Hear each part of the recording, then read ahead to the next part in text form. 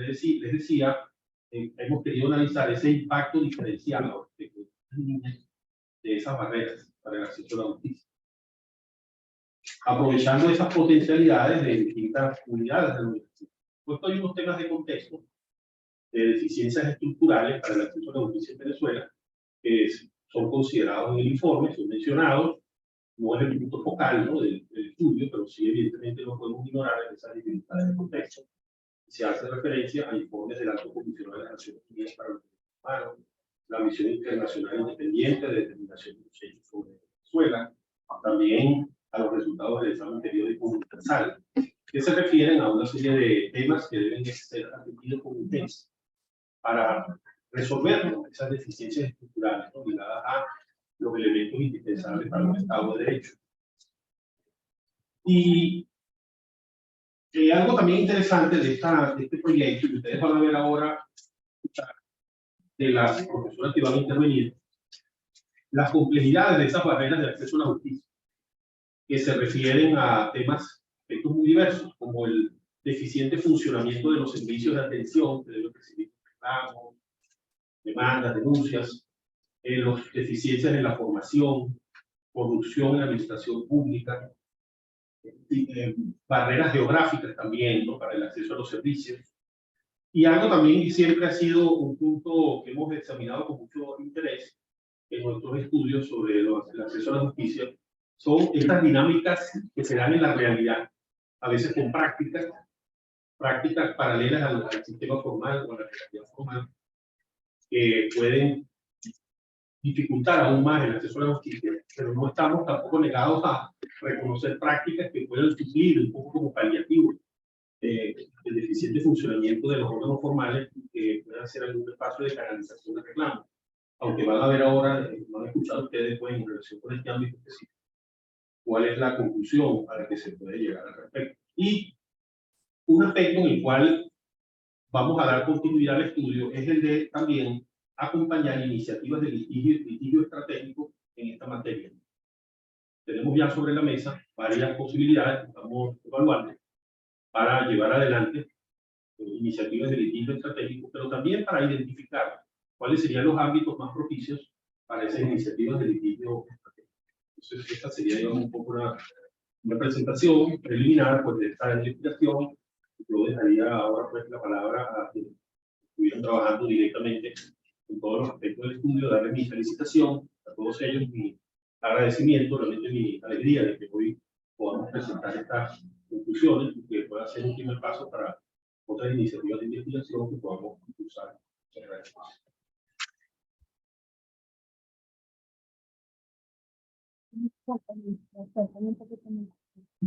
Gracias, sobre todo, Jesús María Casal. Seguidamente, pues,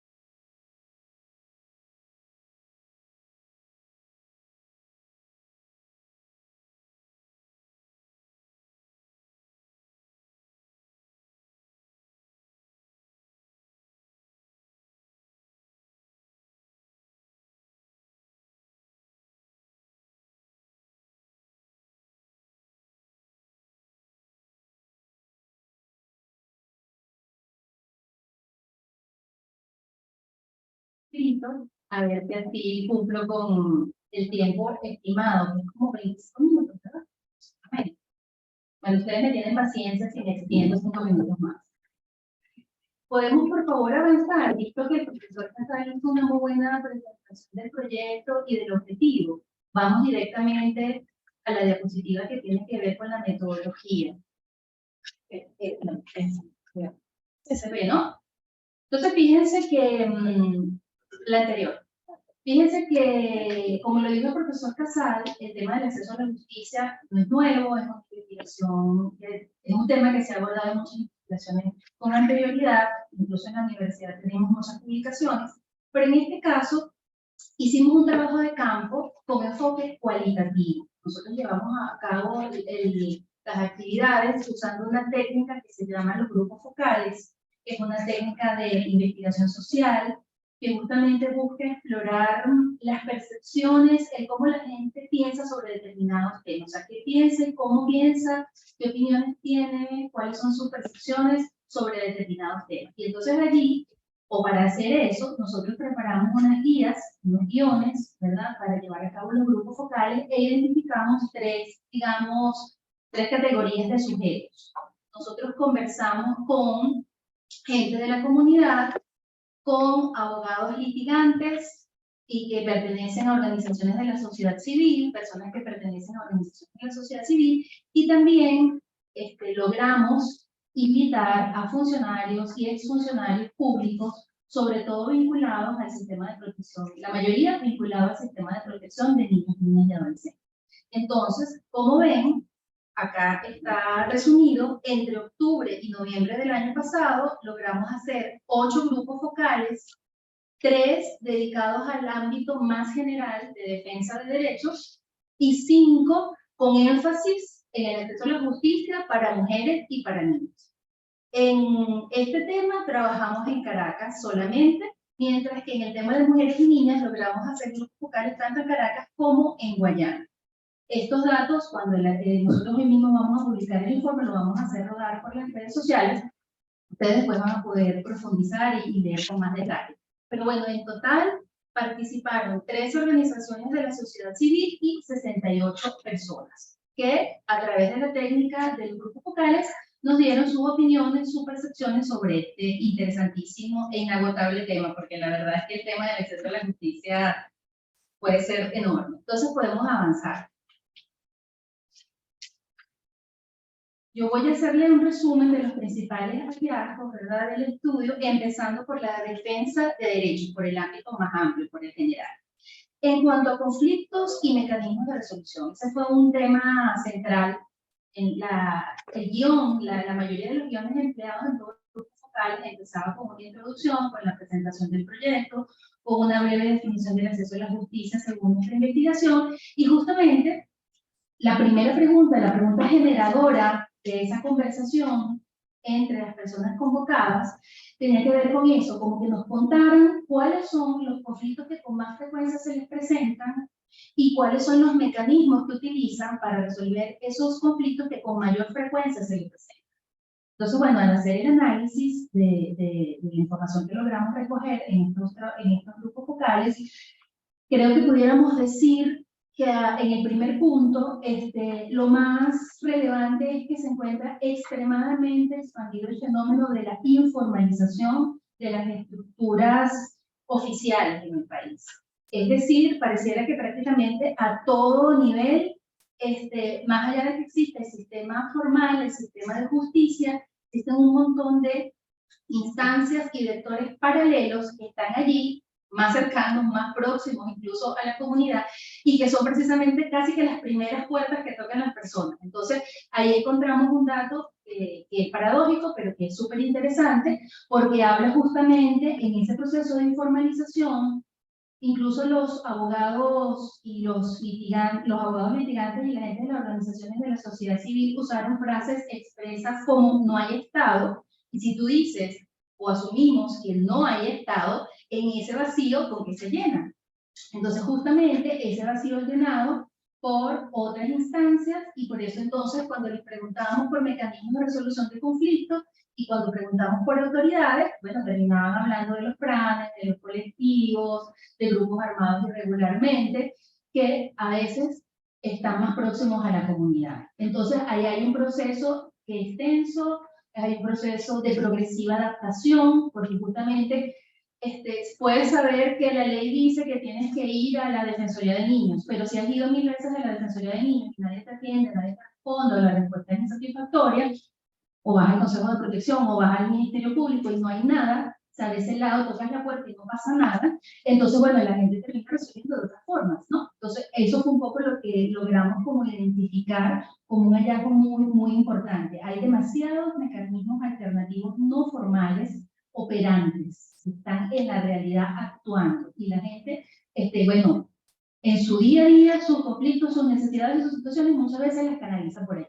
Incluso de manera forzada, porque tampoco es que digamos que hay un gusto en recibirlo o tienen o plena libertad, simplemente que bueno, hay algunos territorios que terminan siendo controlados por otras autoridades, comillas, y bueno, tienes que resolver. Entonces, bueno, aquí digamos que desde el punto de vista teórico nosotros hicimos el análisis conectando con el concepto de pluralismo jurídico, que no es un concepto nuevo. Obviamente Venezuela no tiene el monopolio de este fenómeno se presenta en muchos países y en muchas sociedades, y es justamente esa coexistencia de distintos sistemas jurídicos, de sistemas normativos en un espacio sociopolítico, y esa relación de esos distintos sistemas, bueno, a veces es antagónica, a veces es tensa, a veces es colaborativa, o sea, puede haber, hay subordinación, hay distintas formas de relacionarse, ¿no? Y entonces allí también apreciamos el fenómeno de lo que se llamaría, está asociado al pluralismo jurídico, el fenómeno de la interlegalidad, ¿no? Porque entonces hay como franjas borrosas, son como unos límites que son móviles, que están llenos de incertidumbre, porque entonces la gente hace como 2 o 3 cosas a la vez. O sea, no sé, tengo una situación concreta con violencia con mi pareja, entonces, bueno, en teoría yo debería ir a instancias para acudir como mujer a solicitar que me atienda, tal y qué sé yo, pero bueno, eso al final no está funcionando, y bueno, el PRAM o el del colectivo, a lo mejor a su mujer él también le pega, ¿no? Pero bueno, tú acudes a él para decirle que te ayude y que te resuelva una situación. Y entonces, aunque esto en el contexto de la Facultad de Derecho, en el contexto de la universidad, es un tema que al frente todas las alarmas, a mí como socióloga jurídica me parece realmente fascinante, porque justamente es la manifestación del fenómeno de cómo se mezclan, ¿no? De cómo a la vez tú estás tocando distintas puertas, la oficial, la formal, la que dice la ley, y en paralelo estás haciendo otras cosas. De repente este caso lo resuelvo de esta manera, pero de repente este caso lo resuelvo de otra, o en el mismo caso tengo una mezcla. O sea, es realmente, hay una mixtura allí bien interesante que amerita ser profundizada y amerita ser estudiada en mayor profundidad, ¿no? Pero bueno, en todo caso, tanto las organizaciones de la sociedad civil, los litigantes, como los miembros de la comunidad destacaron que hay ahí todo un semillero idóneo de resolución constructiva de conflictos en las comunidades. O sea, obviamente por eso es tan importante, y lo va a destacar la profesora más adelante, todo lo que tiene que ver con la formación, la capacitación es fundamental para justamente exigir derechos. O sea, no hay Estado. ¿Qué hacemos nosotros frente a este vacío? ¿Qué hacemos frente a las múltiples opciones que tenemos y qué puertas tocamos? Entonces hay todo un tema ahí para justamente reinstitucionalizar, reconducir, restarle poder a estas instancias alternativas informales, y que entonces otra vez como que nos canalicemos a usar la vía que debería ser teóricamente, ¿no? Creo que ya me adelanté diciendo algunas cosas con respecto al segundo punto de las autoridades reconocidas.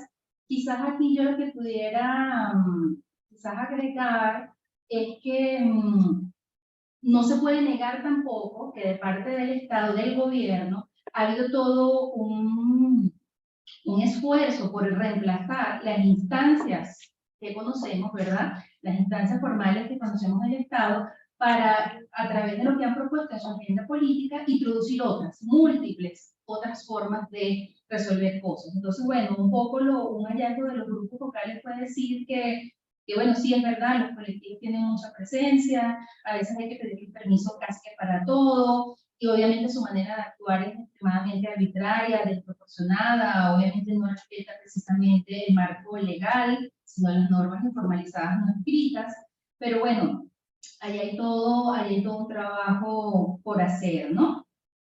Y eso tiene el problema de que entonces cada vez más uno consigue como, y lo dijeron así los participantes de los grupos focales, formas tribales de resolución de conflictos, porque hoy día, o sea, 20 años después, creemos mucho menos en el sistema de justicia de lo que creíamos antes. O sea, obviamente hoy hay más incertidumbre, más desconfianza, creemos menos, acudimos menos, usamos menos al sistema, y entonces, bueno, eso tiene una serie de consecuencias, porque lo que vemos son prácticas privadas, o sea, formas de estas autoridades resuelven los conflictos como le parece. O sea, en un momento te hacen una advertencia, en la segunda oportunidad te pueden ofrecer una paliza y te la dan, en la tercera oportunidad te matan, ¿no? Si no hiciste esto o aquello de la manera en que se planteó, ¿no?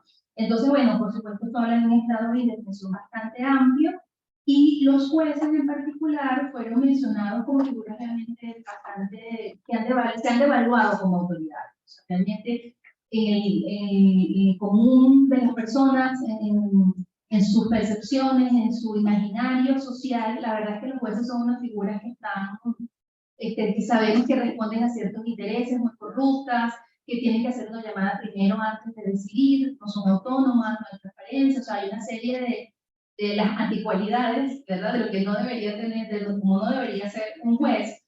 Y entonces, obviamente, no es una figura que se interprete como de autoridad que esté reconocida. Igual pudiéramos hablar de la policía, de los cuerpos policiales, del CCPC, de los órganos de seguridad pública, etc. Pero no me extiendo porque ya sé que no sé cuántos minutos llevo y voy por la primera parte. En cuanto a cambios legislativos, podemos avanzar. En cuanto a cambios legislativos y decisiones judiciales con impacto en el acceso a la justicia, hicieron muchas referencias, sobre todo los abogados y los miembros de organizaciones de la sociedad civil.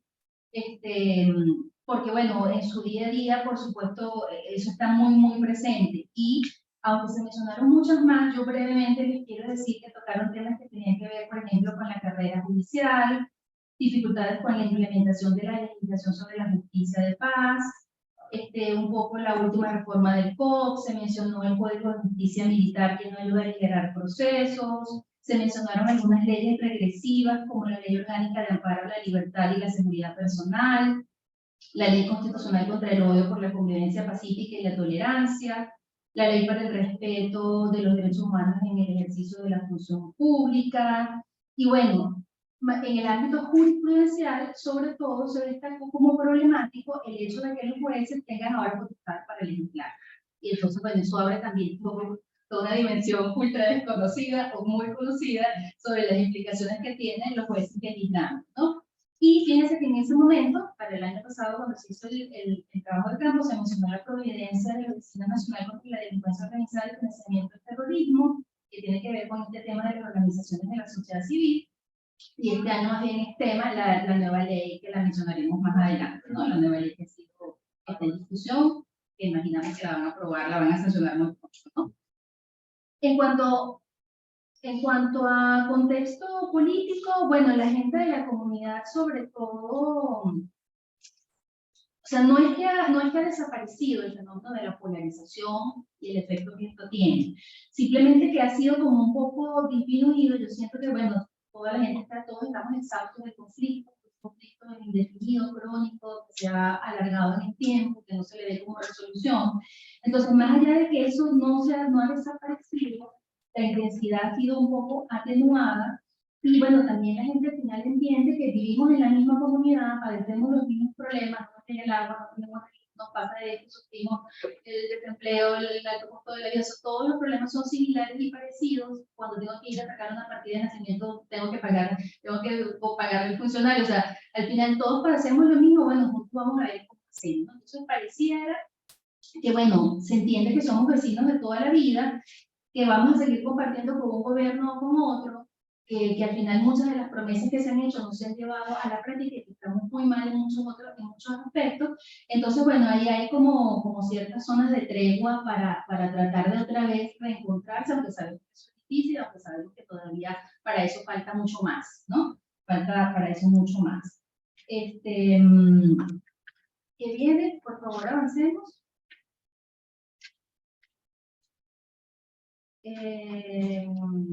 ¿Cuál será? Conflictos y mecanismos. No, pero avanzamos a mujeres. Creo que me faltaba algo del otro. ¿No? Contexto político y faltaba. Ah, no, ya lo dije. Entonces avanzo al siguiente, que viene la parte de mujeres, ¿no? Los grupos focales que se hicieron en Caracas y los grupos con mujeres y los grupos focales que se hicieron en Bolívar tuvieron la particularidad de que definitivamente en Bolívar la situación se expresó de una manera mucho más emotiva. Realmente las mujeres que participaron en los grupos focales en Bolívar, bueno, incluso lloramos, o sea, fue realmente muy intenso el momento de compartir y hablar sobre este tema. En ambas ciudades, obviamente, concluimos que la experiencia del acceso a la justicia en Venezuela es pésimo.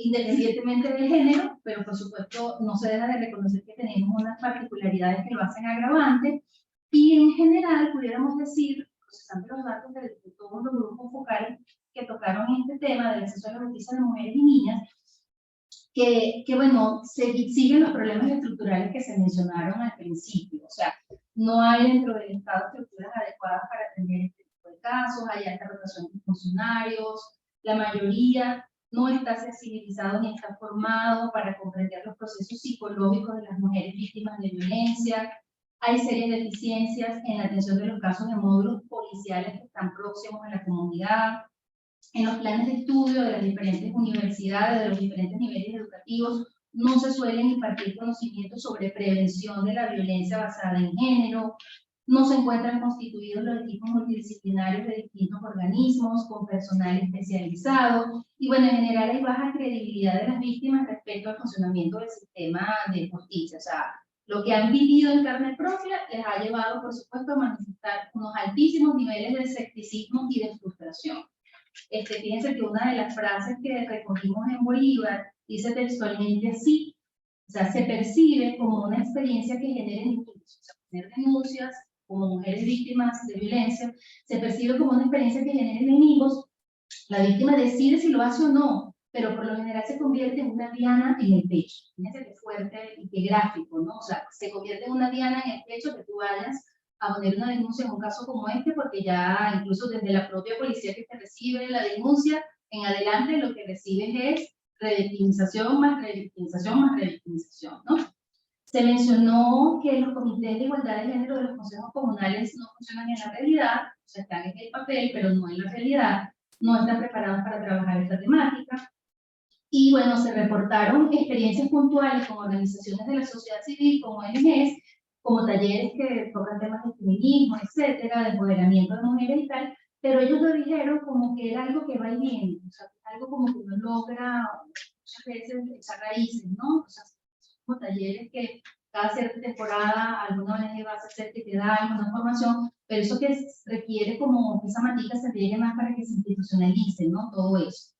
En relación con niñas y adolescentes, en Caracas se mencionaron como conflictos frecuentes, ¿verdad? Experiencias de violencia en el noviazgo, desde muy temprana edad, o sea, de ahí todo un trabajo por hacer, ¿no? Adolescentes criando a sus hermanitos más pequeños, sin estar amparadas por ningún tipo de medida de protección, los docentes de alguna manera muy debilitados, pero muy debilitados, sin capacidad de incidencia en las familias, ni de articular con el sistema de protección integral de niños para justamente prevenir, para atender estos casos de manera integral, embarazos sin planificación durante la adolescencia, uniones tempranas forzadas con hombres adultos, esto interpretado como posibles salidas, como rutas de salida a esta situación de pobreza y de carencia y de privación generalizada en la que están sumergidas. Y otro tipo de conflicto que fue relevado en los grupos focales tiene que ver con las niñas que se encuentran institucionalizadas, a las quienes se les está privando el derecho a ser criadas en una familia y no hay ningún tipo de respuesta apropiada, ¿no?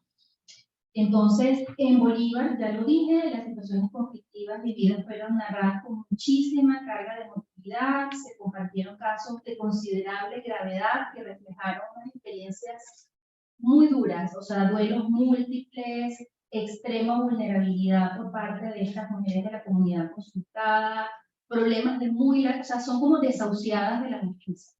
Tengo que decir yo esa frase que marca en el informe, pero la digo yo en este momento, porque bueno, son mujeres que parecieran que lo han intentado todo, llevan años aquí, ¿no? Languideciendo, esperando por una respuesta, ¿no? A esa cantidad de problemas que, bueno, se acumulan en capas, capas, capas, y bueno, ya después al final eso es una maraña que incluso difícil de abordar, ¿no?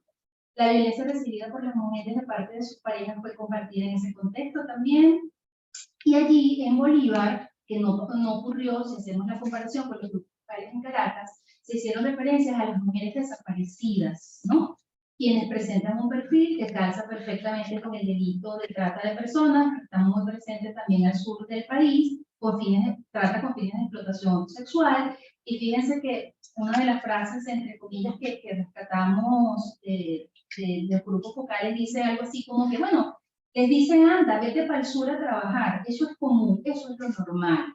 O sea, se ha naturalizado muchísimo tener que ejercer la prostitución de manera forzada, independientemente de edad, porque eso de vete para el sur a trabajar incluye a las niñas, ¿no? Incluye a las adolescentes. Varias adultas mayores cuidando a nietos, de hijos asesinados, madres desaparecidas, y bueno, aquellos cuadros realmente muy, muy complejos. Las organizaciones de la sociedad civil y litigantes aportaron experiencias comunitarias, perdón, lo digo bien.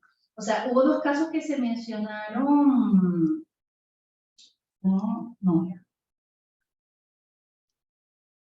Sí, que existen, lo que quiero decir en este momento es que las organizaciones de la sociedad civil en Bolívar identificaron que hay menos opciones alternativas. O sea, sabemos que justamente este cerco al espacio cívico es un desestímulo, o sea, obviamente ha llevado a que cada vez menos organizaciones de la sociedad civil estén presentes. Y uno siempre, si compara en el mapa de Venezuela, va a encontrar que hay zonas en que, bueno, quizás Caracas hay un poco más, o en la región capital, pero obviamente esas ciertas zonas es muchísimo, muchísimo menos, ¿no? Y obviamente eso dificulta la atención de los casos en sí. En cuanto a las autoridades, bueno, lo dicho, se repitió de nuevo en el caso de mujeres y niñas, la total desconfianza hacia los organismos de seguridad, se destacó la corrupción, la violencia, la impunidad con la que actúan. Una frase que recogimos dice, tienes que pagar a la PTJ para que no te sumen delitos a lo que ya tú tienes. Por eso es que a uno le da miedo poner una denuncia, porque uno va con un problema y sale como con 10, ¿no? O sea fíjense un poco esa frase, esas tres líneas lo que comprimen en cuanto al imaginario de lo que uno asocia como autoridades para resolver conflictos, ¿no? Y la mujer no recibió ningún comentario positivo, no se reportaron buenas experiencias de acudir a una mujer.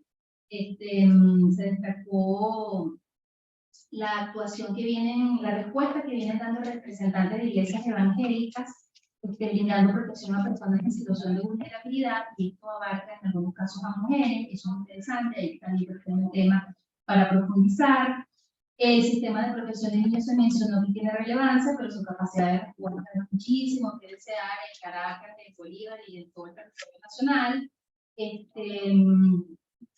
Y bueno, nada, en cuanto a la atención de los casos de mujeres desaparecidas, la respuesta no es adecuada. La primera reacción suele ser subestimar la gravedad del asunto. Lo que se suele decir, no, es que está rumbeando, esa mujer lo que está rumbeando, y no se recibe la denuncia para justamente atenderla de forma adecuada.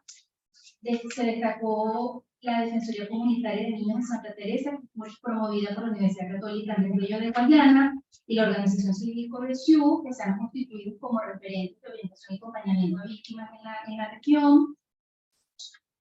Bueno, de nuevo se mencionaron a los colectivos armados regularmente, a los planes, como autoridades de facto. Incluso allí en Bolívar nos dijeron algo que no escuchamos acá en Caracas, y que tiene que ver con eso de la administración privada de los testigos, ¿no? Entonces, que tú vas y tú misma le dices al Fran, dice, por ejemplo, en un caso de violencia en pareja, ¿no? Una pareja golpea a la mujer, entonces, no, yo solo quiero que le den una paliza, o yo quiero que le den un susto, yo quiero que le den un escarmiento, y tú vas negociando cuál es el tipo de castigo que le quieres dar, ¿no? No vas a ir a la policía, no vas a ir al Ministerio Público, no vas a ir a ninguna de estas instancias formales, sino que tú supuestamente controles el castigo que le vas a administrar, ¿no? También se destacó en el sur a patrulleros de Caroní, como una policía que fue creada con una visión distinta, que ha mantenido el enfoque, y también, bueno, se mencionó un poco en este tema de la interlegalidad, donde lo formal con lo informal puede estar muy mezclado y superpuesto. En momentos, bueno, la dinámica de alcaldes y gobernadores en Bolívar, relacionándose con planes, con colectivos armados regularmente, bueno, aquí se asomó también un tema importante. En cuanto a cambios legislativos, podemos avanzar. No sé cómo voy de tiempo, María Gabriela, voy muy mal. Me quedan 5 minutos. Corro. No, corro. En cuanto a cambios legislativos y decisiones judiciales, ¿no? Aquí nos gustó muchísimo que una frase recurrente fue: la dificultad no son las leyes. O sea, aquí el tema no es solo de leyes, porque además en Venezuela pareciera que un poco por el fetichismo legal, creemos que la realidad la decretamos desde, no sé, desde las gacetas oficiales, si es que algo se publica en la gaceta oficial, y ya resolvimos, ¿no? Decretando leyes. Entonces, aquí esto se problematizó en los grupos locales. Los grupos locales no solo están allí, sabemos que hay muchas cosas más adicionales como políticas, como planes, como programas, que no solo lo que está en la ley, ¿no? Entonces aquí se destacó que más bien hay herramientas que son buenísimas, que no se ha sabido aprovechar, que hay que trabajarlas más, ¿no? En el caso de jurisprudencia, en el caso de violencia contra mujer y niños, se mencionó algunas decisiones del Tribunal Supremo de Justicia sobre la ampliación de la flagrancia en delitos de género y el criterio interpretativo sobre la inadmisión de beneficios procesales en delitos de género. Qué cosas tan largas escriben ustedes los abogados. O sea, mira, me quedé sin aire leyéndolo. Pero bueno, la profesora Yanetti, que sabe más de eso, lo dirá mejor, pero bueno, fueron como cosas que se mencionaron en sobre el acceso a la justicia de mujeres y niños, ¿no? Avancemos. Queda por aquí, nos quedan, yo creo que por cuestiones de tiempo, exacto, reflexiones desde la experiencia funcionarial. Aquí, o sea, nos costó, pero nos alegra mucho habernos empeñado en haber convocado a funcionarios y exfuncionarios públicos para conversar con ellos en grupos focales sobre este tema, porque obviamente nos dieron esa perspectiva, nos dieron la perspectiva de quien presta el servicio de justicia. En algún momento el tono, el mood del grupo focal parecía de un grupo de terapia, porque realmente estaban, bueno, porque es un espacio, bueno, es un espacio de confianza donde ofrecimos garantías de confidencialidad, un clima apropiado y acorde. Bueno, obviamente cuando esas condiciones se van dando, tú te vas soltando y vas conversando, ¿no? Entonces muchas, o sea, gente decía, bueno, casi que con crisis vocacional, o sea, yo estoy aquí, ¿qué hago? O sea, porque el Estado viola los derechos humanos, pero yo soy funcionario público, yo pertenezco, represento, actúo en nombre del Estado, entonces yo también violo los derechos humanos. O sea, cosas como eso conversamos allí mientras estuvimos en el grupo focal. Se habló, por supuesto, de lo desamparados que están, de lo mal pagados que están, de que no tienen recursos, que no tienen programas, que no tienen cómo dictar medidas, que no tienen cómo hacer, yo creo que ni el 5% de su trabajo, ¿no? Y eso es muy fuerte. Por supuesto, se habló de que no hay acompañamiento, de que no hay formación, de que no hay actualización de conocimiento, de que hay todo un deterioro, o sea, hay un desgaste de los públicos tratando de aguantar aquellas ruinas que se vienen abajo y tú allí parado tratando de darle la cara a la gente, a las víctimas, a las niñas, a las mujeres, a las personas, a la comunidad en general, y es realmente súper difícil. O sea, esas fallas culturales del sistema en general, cómo afectan en lo físico, en lo mental. Por supuesto, hubo reflexiones interesantes que se hicieron al tema de servir versus servirse, como funcionarios públicos, y eso yo lo quiero destacar en este momento, porque justamente uno cree también, inclusamente, y por eso la investigación es para eso, para retarnos a nosotros en nuestras afirmaciones y en nuestras creencias sobre ciertos temas o tópicos. Uno cree que, ay, bueno, la gente no quiere ser funcionaria pública y no quiere presentarse en ciertos cargos. Entonces, bueno, eso puede también tener otra lectura. Tú puedes allí encontrar cosas que a lo mejor no encuentras en otro lado. Porque justamente como el fenómeno de la corrupción está tan expandido, hay tantas formas de conseguir recursos, entonces hay casos en que, y eso se planteó muy fuerte en cuanto al tema de reclutamiento de personal, hay gente que no tiene los niveles de empatía, puede tener la empatía cognitiva versus la social, la emocional también, entonces tú puedes estar allí para escuchar al otro, escucharle sus rollos, sus problemas, sus necesidades, sí que chévere, pero bueno, me tienes que dar $300 para que yo te dé la cita para tal baño. Tomamos literalmente del estudio.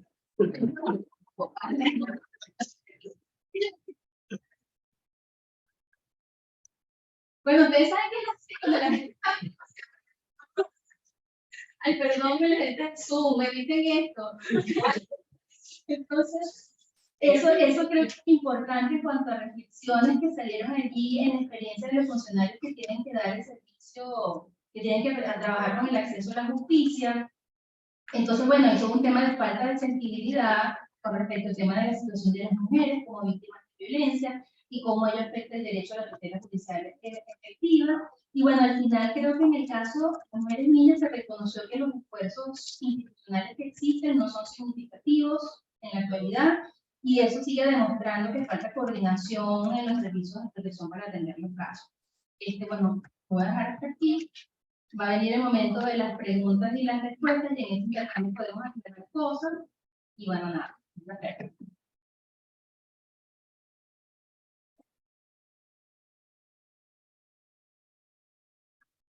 Bueno, el padre Miguel de Diana del Cielo sería más fuerte.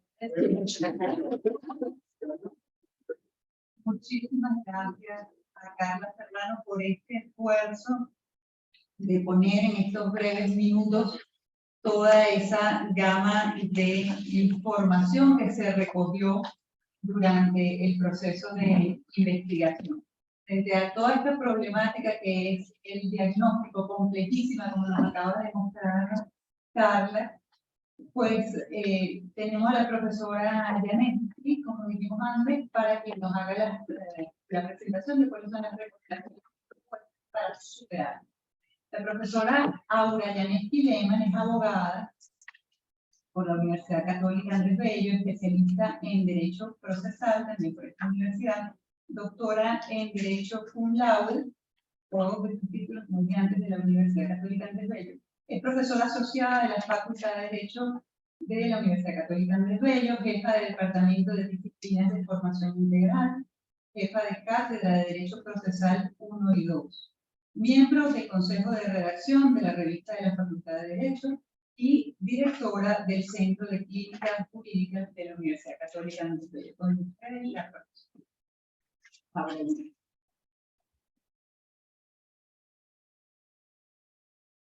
Hola, buenos días a todos. Bueno, me dijeron que comentara, buenos días a las personas que están conectadas por Zoom, y que les comentara que pueden hacer sus preguntas de manera telemática y luego se van a responder, o sea, las preguntas y comentarios. ¿Sí? Entonces, una observación. Bueno, como indicaron los profesores Jesús María y la profesora Carla, que se ve así, que bueno, a nosotros a mí me corresponde en este caso hacer las conclusiones y las recomendaciones que pudimos recoger de los grupos focales que tuvimos. Ya les indicaron que fueron grupos focales en Caracas, grupos focales en Guayana. En total fueron 8 grupos. En primer lugar, tenemos el contexto socioeconómico y nos vamos a referir a los grupos focales comunitarios. Cuando estuvimos reunidos con los grupos focales comunitarios no fue normal ni la mención frecuente de leyes, de la Constitución, no. Lo que hacían normalmente era citar genéricamente leyes y decisiones. En lugar de esto, se refirieron a organismos que ellos consideran que vulneran sus derechos. Los más mencionados en este caso fueron la Fiscalía y los organismos policiales. Es decir, que son los organismos que las personas consideran que vulneran más sus derechos en esta materia. Luego, también nos comentaron que ellos adquieren los conocimientos o los pocos conocimientos jurídicos que puedan tener por charlas que les dan organizaciones de la sociedad civil en sus comunidades. También nos tuvimos que destacar que las personas, si bien es cierto que no consideran como delitos ciertas actuaciones, las ven con malos ojos, ¿sí? Es decir, por ejemplo, los delitos de violencia contra la mujer y contra las niñas, ellos lo ven mal, o sea, es una actuación que está mal, pero no lo consideran delito. Y es algo que nosotros nos debe llamar a la reflexión, ¿no? Porque yo viendo esto, con lo que nosotros hacemos en el Centro de Clínica Jurídica, pues nos damos cuenta de que hay muchas personas que no saben, no van a denunciar, porque no saben que están siendo víctimas de un delito, ¿no? Por el desconocimiento. Todos estos hallazgos consistentes, que además están en la cultura jurídica del venezolano, nos dice que un número importante encuentra en su vida cotidiana la influencia de normas no escritas, como decía Carla, ¿no?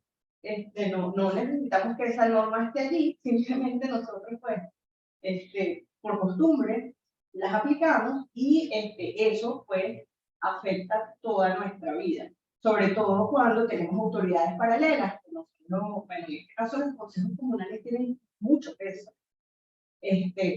A decir de ellos, es más, hay veces que los escuchan más si van apoyados por un consejo comunal, sino y si van individualmente a un organismo a hacer una denuncia, ¿no? Y a veces, en muchos casos, les dicen, bueno, tráete la autorización del consejo comunal. Sin embargo, esto es lo menos invasivo si nos damos cuenta de otras cosas que están sucediendo, que están viviendo y que no se pueden manejar. Hay mucha desinformación, hay desregularización, hay fragmentación, y esto se convierte muchas veces en impotencia de la población, lo cual se traduce en que las personas simplemente no van a denunciar, porque ¿para qué denunciar si no nos vamos a escuchar? En contraste con todo esto, entonces tenemos los grupos focales de los abogados litigantes, de las organizaciones de la sociedad civil y funcionarios o exfuncionarios del Servicio de Protección de Niños, Niñas y Adolescentes. Como dice Carla, la frase lapidaria, no hay Estado, no hay Estado de Derecho. Eso es en lo que concurre la mayoría de las personas, ¿no? Es importante resaltar que este grupo pues, aportó mucho a nuestra investigación y siempre citan el transitar por zonas de interlegalidad. Después podemos usar otras frases que dijo la gente de manera repetida, pero en términos generales más o menos esto, ¿no? El término ley penal fue recurrente. La Constitución, mucho menos mencionada. Las leyes especiales más mencionadas fueron la Ley Orgánica para la Protección de Niños, Niñas y Adolescentes, LOPNA, y la Ley Orgánica sobre el Derecho de las Mujeres a una vida libre de violencia. Y para hacer referencia al contexto político, se hizo mención de las regulaciones restrictivas de la Ley Constitucional contra el odio por la convivencia pacífica y la tolerancia, que fue una providencia dictada por la Oficina Nacional contra la Delincuencia Organizada y Financiamiento al Terrorismo para satanizar todas aquellas organizaciones de la sociedad civil. Porque al dictar una ley de ese calibre, pues, las personas que tienen ese tipo de organizaciones se limitan porque van a ser investigadas, ¿no? Porque pareciera que ellos piensan que los fondos que le dan a esas personas son para ser utilizados para hacer terrorismo, en lugar de verlo como una ayuda que necesitan para poder mantener este estado como está. Porque ya que tenemos tantas deficiencias a nivel público, pues tenemos que apoyarnos en estas organizaciones, que la mayoría hacen muy bien su trabajo.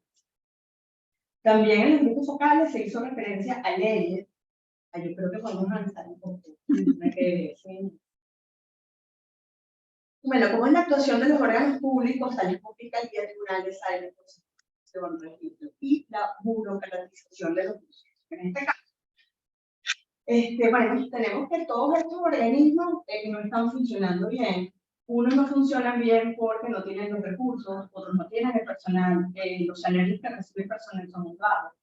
A raíz de eso, pues, normalmente no tienen la cantidad de personas adecuadas para atender. El tiempo de respuesta es tardío. Normalmente está la pregunta de, no como dijo Carla, pero sí, ¿cuánto hay para eso? O sea, en otros términos, pero es exactamente lo mismo. Ok, te lo voy a hacer rápido, pero tienes que darme dinero por una actuación que es gratuita. Entonces, en cuanto, por ejemplo, en materia de registro civil, el tema de un registro de un nacimiento dentro de un hospital o fuera de un hospital a tiempo, es decir, que se haga de manera extemporánea, es bien cuesta arriba para las personas poderlos hacer.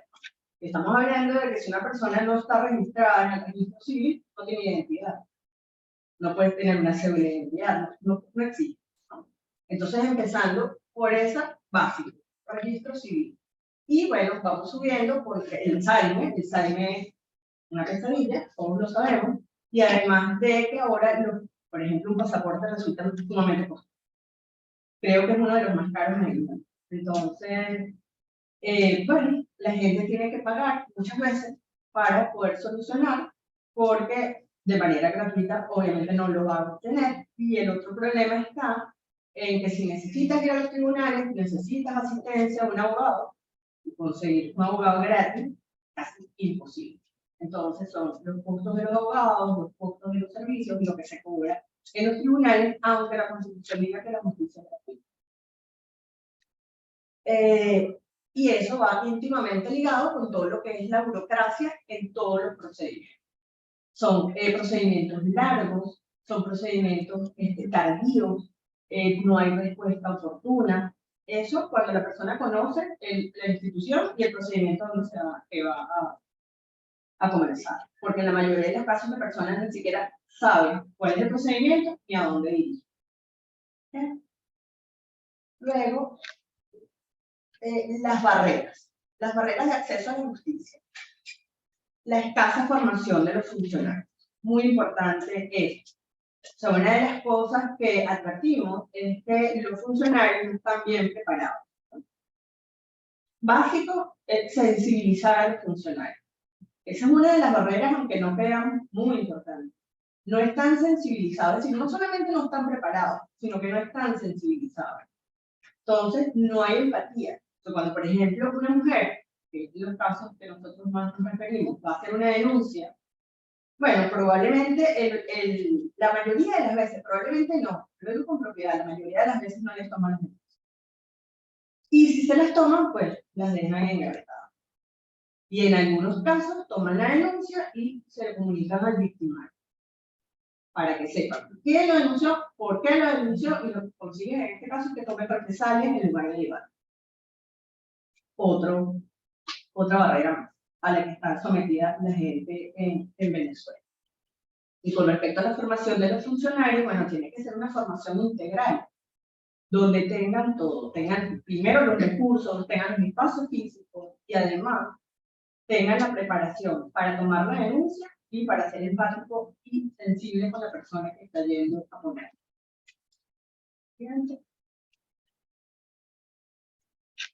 Y bueno, con los altos costos de los abogados y este tipo de cosas que les dije, pues ya lo hemos comentado.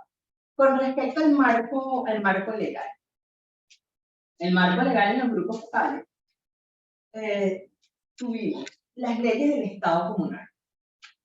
Se las voy a nombrar rapidito para no quedar aquí tan extenso, pero esas leyes son Estado comunal, en concreto, la ley orgánica de la Jurisdicción Especial de la Justicia de Paz Comunal, la ley orgánica del Poder Popular, la ley orgánica de las comunas, la ley orgánica de los consejos comunales, así como los proyectos de ley de las ciudades comunales y el Parlamento comunal.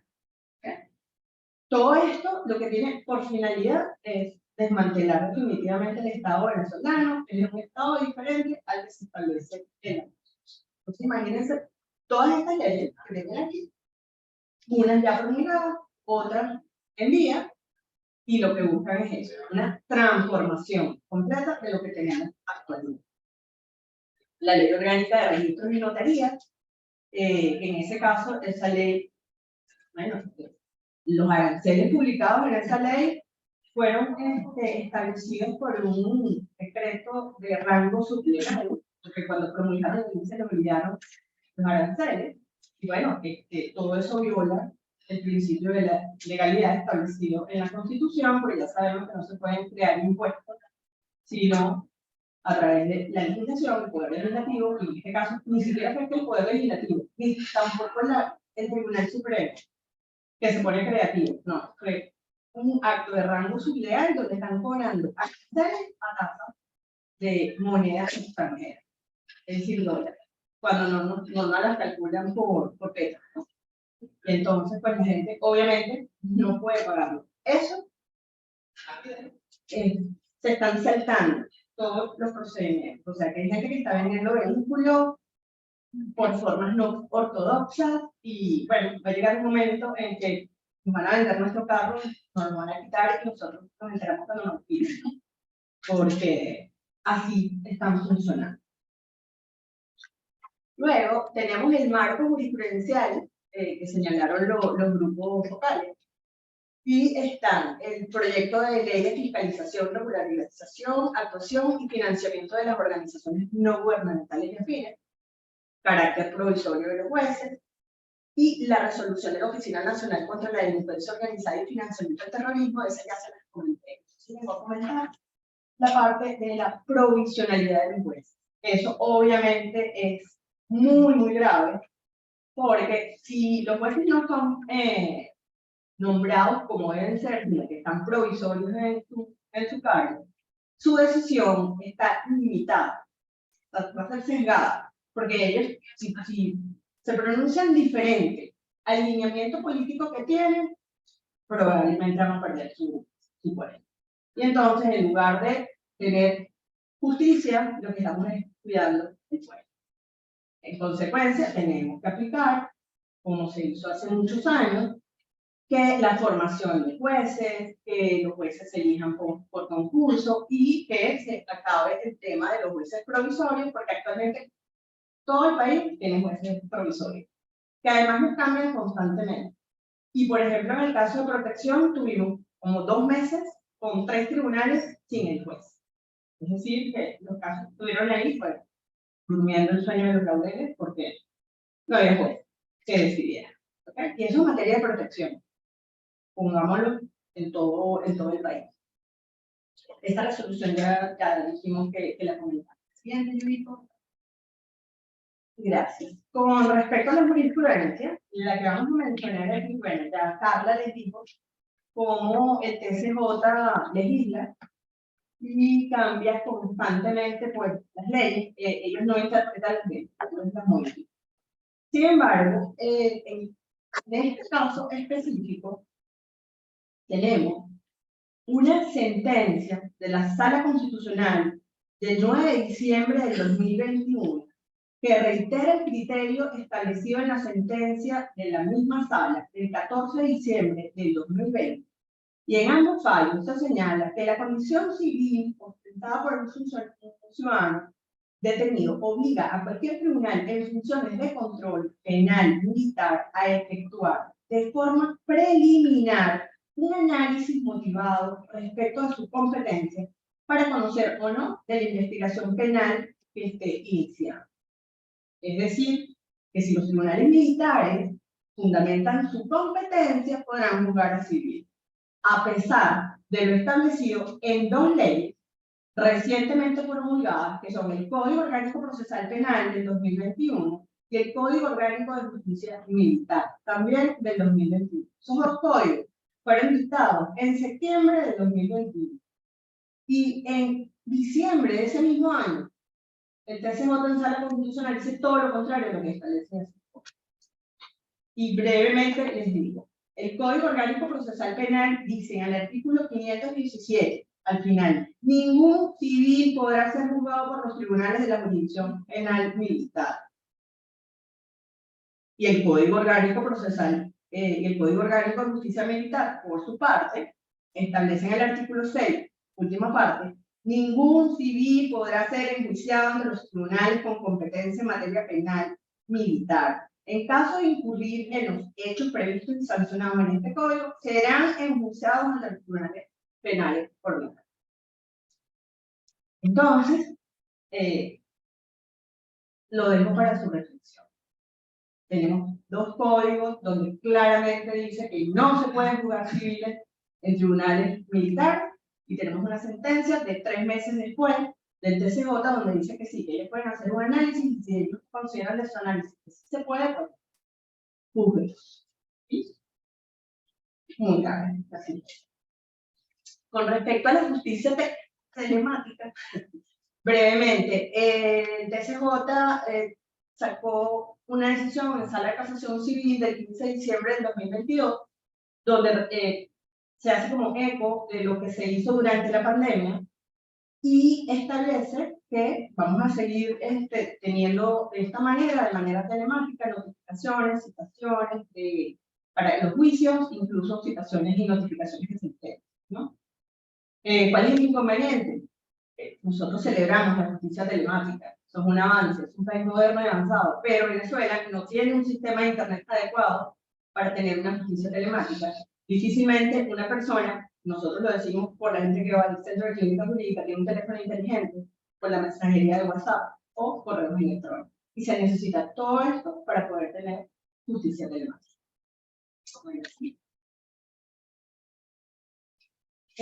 Con respecto a la formación ciudadana y para el funcionariado. Bueno, ya estuvimos hablando un poco sobre eso, no vamos a repetir. Simplemente nos dimos cuenta que las personas están desinformadas y también los funcionarios están mal preparados. pensamos que a través de campañas y procesos de formación pudiéramos dar a conocer el contenido de la Constitución, el catálogo de derechos que establece la Constitución, los organismos de denuncia, los requisitos o mecanismos para presentar estas denuncias y exigir los derechos que las personas deban exigir. No lo comenté antes, lo voy a comentar ahora. Fíjense, la red Twitter. Twitter se ha convertido como que en la instancia paralela de denuncia. De hecho, el fiscal general de la República utiliza Twitter para indicar que se abrió X o Y procedimiento a determinada persona, y esa es la red, ¿no?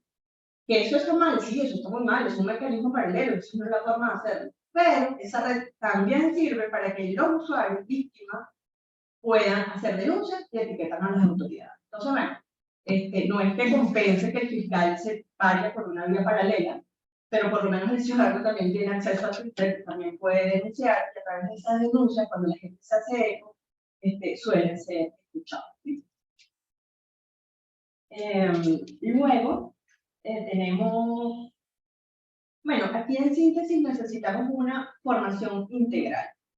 Concientizar al funcionario sobre su rol a la garantía del derecho a acceso a la, como les dije antes, o sea, tienen que ser más empáticos, tienen que ser más sensibles, además de conocer el área a la que fueron designados. ¿Qué se puede corregir con esto? En algún momento lo estuvo haciendo el gobierno, por lo menos en Caracas, tener centros integrales donde hay abogados, sociólogos, psicólogos, y una serie de personas que pueden ayudar a las personas a solucionar, ¿sí?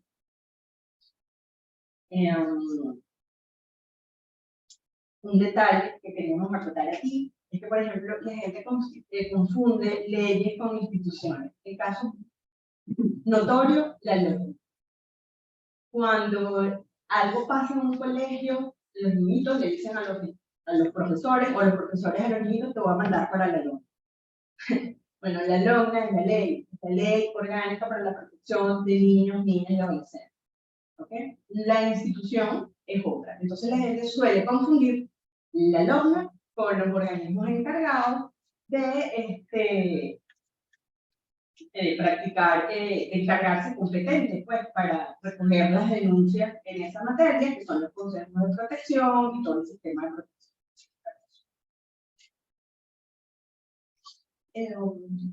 Bueno, ya hablamos de las redes sociales, creo que podemos seguir.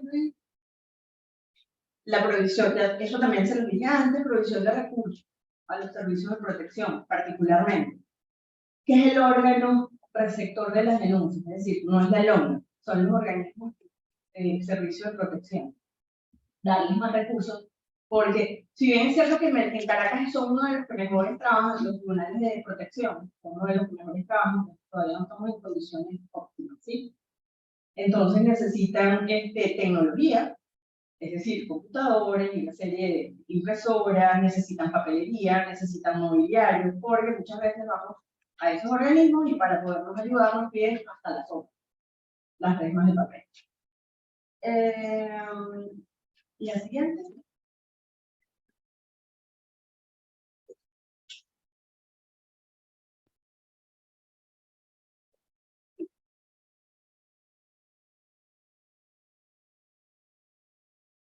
Bueno, esto es muy importante. Por ejemplo, en el estado Bolívar no hay oficinas como en Caracas para recibir este tipo de denuncias, ni tampoco tienen tribunales en todos los lugares. Entonces las personas se ven obligadas a trasladarse del sitio donde estén al lugar donde haya, o el sitio para poner la denuncia en caso de protección, por ejemplo, o al tribunal de protección encargado de recibir esa denuncia. Esto sobre todo se vio mucho en el caso del Estado Bolívar, más y me imagino que lo podemos extrapolar al resto de Venezuela.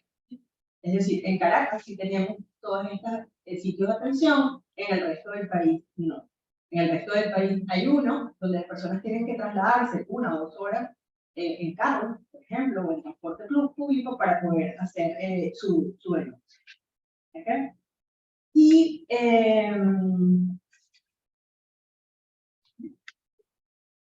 la siguiente.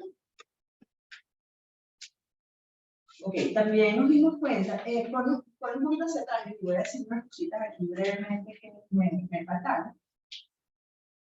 Entonces, nosotros con respecto a las recomendaciones, ya les dije las conclusiones que llegamos, aunque las mezclé un poco con las conclusiones. Recapitulando, bueno, la formación ciudadana y del funcionariado, la provisión de recursos a servicios de protección, en particular los que reciben las denuncias de niños, niñas y adolescentes y la violencia contra la mujer. Tercero, el acceso físico a servicios de justicia, en particular a órganos receptores de denuncias de situaciones de violencia contra la mujer. 4, procedimientos relativos al acceso a la justicia para la defensa y tutela de los derechos, en caso de protección, en el caso de violencia contra las mujeres y las niñas. Es decir, ahí necesitamos fortalecer el sistema de defensa pública, evitando los costos y costas procesales. Segundo, fortalecer los mecanismos de control para garantizar la confidencialidad y la no retaliación, como les dije. O sea, las personas denuncian y donde se coloca la denuncia, la persona le indica al victimario, ustedes saben lo que puede pasar ahí. Revisar y eliminar condicionamientos que generen lentitud y burocratización de los procedimientos. Tercero, cuarto, crear normativas adecuadas al contexto en que se aplique. Por ejemplo, en el caso del Estado Bolívar, es relevante plantearse cómo resolver el tema de representación ante diversas instituciones para niños, niñas y adolescentes cuyos padres se fueron a las minas sin dejar los permisos correspondientes. Es decir, que el Estado Bolívar pues, tiene una situación de emergencia mucho peor que la nuestra en Caracas. Y también en Bolívar es urgente que se dispongan oficinas de control laboral y sanitario, entre otros controles, en cada uno de los poblados mineros, en los que se ha comprobado reclutamiento, explotación laboral, explotación sexual, todo lo que dijo la doctora Carlos anterior. Luego, con el propósito de ordenar la actuación del Estado en materia de protección de derechos, es imperativo realizar los trabajos entre las instituciones involucradas en temas afines, por ejemplo, el SAIME y los organismos competentes en materia de registro civil y electoral, para generar rutas únicas de atención. Por último, sensibilizar a instituciones conexas al Estado, al acceso a la justicia, sobre la importancia de las actuaciones debidas, denuncias, los centros de salud, las medicaturas forenses, las escuelas. Ahora sí, vamos con la última. Entonces, bueno, para terminar, terminamos con el servicio de asesoramiento y acompañamiento. El diagnóstico ratifica que la creación desde hace más de 30 años del Centro de Clínica Jurídica fue un gran acierto, ¿sí? La Clínica Jurídica de la Universidad Católica en Caracas. La Clínica Jurídica en Campo Ayala también está funcionando y ellos trabajan a través de los voluntarios, de las clínicas jurídicas desarrolladas en centros de atención propios o desde las defensorías de niños, niñas y adolescentes con las cuales se han establecido alianzas y con la Defensoría de Niños, Niñas y Adolescentes Santa Teresa, a cargo de la Escuela de Derecho. En este sentido, corresponde continuar respaldando y fortaleciendo este tipo de servicios para fortalecer, obviamente, el acompañamiento a las comunidades más desfavorecidas en sus necesidades. Asimismo, es recomendable fomentar este tipo de servicios a través de las organizaciones de la sociedad civil y otras instituciones sociales, sin que esto se entienda como que vamos a relevar las obligaciones que tiene el gobierno. No. En un caso podemos relevar, es una obligación del gobierno venezolano, pero es un paliativo, podemos ayudar. Si tenemos más centros como el Centro de Clínica Jurídica de Caracas, como el centro, como la Clínica Jurídica de Campo Ayala, y que otras universidades hicieran eco de esas experiencias, pues ayudaríamos a minorar el problema. Sin embargo, es recomendable fomentar este tipo de servicios, como ya les dije, en todo el país. Es importante señalar que la Clínica Jurídica actualmente, como sucede en Caracas, utiliza los medios alternativos para la resolución de conflictos, porque tenemos una línea, tenemos una unidad de conciliación y además, desde el año 2004, tenemos la Defensoría de Niños, Niñas y Adolescentes en Nazareno, que también funciona adscrita al Centro de Clínica Jurídica. Nosotras, normalmente digo nosotras porque la clínica casi son mujeres, pero tenemos uno que otro profesor. Bueno,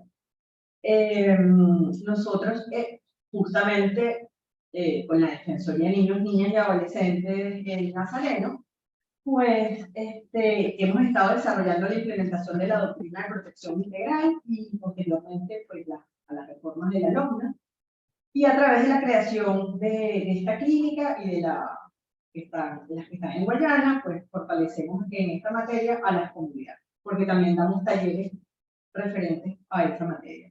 Y en este sentido, la clínica no solo es una referencia de atención y gestión de casos, sino que cuenta con un equipo de trabajo capacitado para formar a las comunidades y garantizar los derechos de los niños, niñas y adolescentes. Para terminar, en 2021-2022 beneficiamos en la clínica jurídica a 27.831 personas, ¿verdad? Facilito decirlo, lo complicado es trabajar con todas estas personas, atenderlas y ayudarles a solucionar sus problemas y no, entre comillas, pelotearlos, como también decía la gente. Y entonces están brincando de un organismo a otro porque nadie los puede ayudar. ¿Okay? Aunque esta población beneficiaria, los 27.000 y tantas personas que les dije, se convierta en multiplicadora de la información. Es un punto importante resaltar que la clínica tiene un ejercicio limitado. O sea, el ejercicio de la clínica se circunscribe por lo general al área metropolitana de Caracas, con quien tenemos convenio con los clínicas. Ir más allá, pues, tenemos límites, no tenemos ese campo abierto. Y se considera que toda esta experiencia y logros acumulados deben ser apuntalados mediante proyectos que tengan por objeto tanto la producción de manuales de procedimiento como el correspondiente acompañamiento a determinadas instituciones claves para la sociedad para facilitar la réplica de estos servicios, lo que podría atenuar, como les dije antes, algunas barreras de acceso a la justicia, incluso las que tenemos por motivos geográficos. Gracias.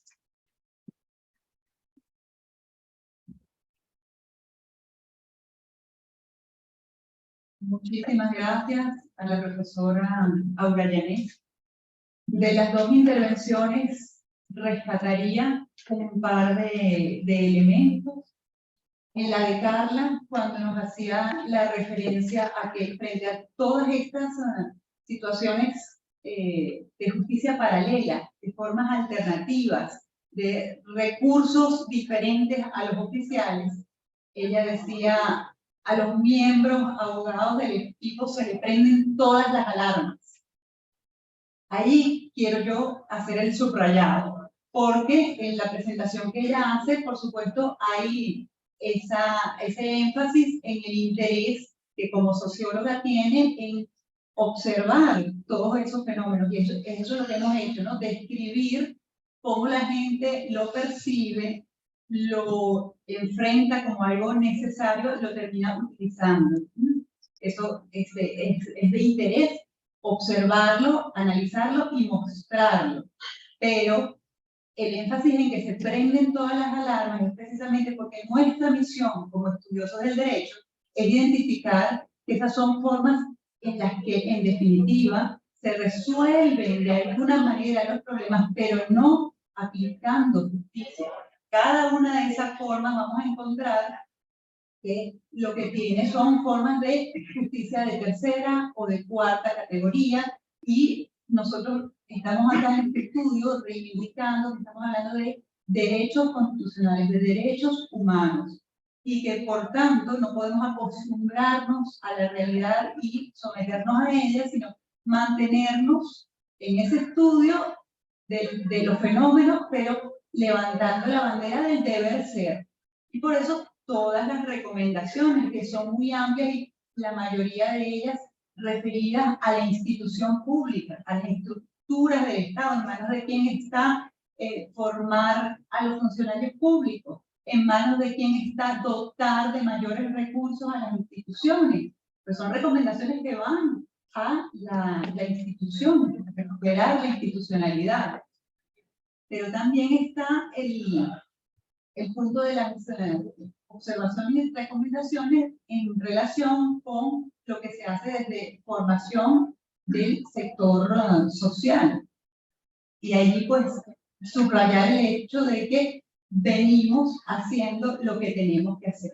Cuando se habla de que la Universidad Católica desde hace más de 30 años identificó, hay que apuntalar servicios a la comunidad para llevar las opciones de justicia a la mano de la gente, pues decimos, es un acierto, y ahorita lo que identificamos es que hay que poner cada vez más estos servicios a la mano de más personas y buscar que se multipliquen estas formas de proceder.